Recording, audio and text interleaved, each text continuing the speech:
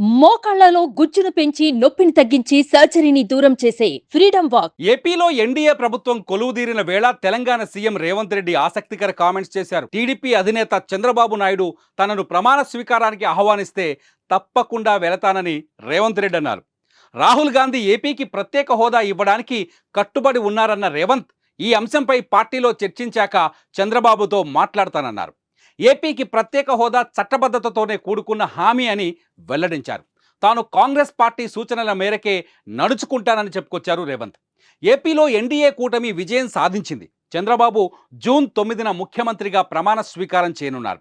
ఈ సందర్భంగా మీడియాతో మాట్లాడుతూ ఆంధ్రప్రదేశ్లో ఏ ప్రభుత్వం వచ్చినా సామరస్యంగా రాష్ట్ర సమస్యలు పరిష్కరించుకుంటామని గతంలోనే చెప్పానని గుర్తు చేశారు రేవంత్ రెడ్డి. అయితే ఏపీకి స్పెషల్ స్టేటస్ ఇవ్వడానికి రాహుల్ గాంధీ కట్టుబడి ఉన్నారన్న రేవంత్ రెడ్డి మాటలు ఆలోచనను రేకెత్తిస్తున్నాయంటున్నారు అనలిస్టులు. సుమన్ టీవీలో మీ పర్సనల్ అండ్ బిజినెస్ ప్రమోషన్స్ కోసం కింది నెంబర్కి కాంటాక్ట్ చేయండి.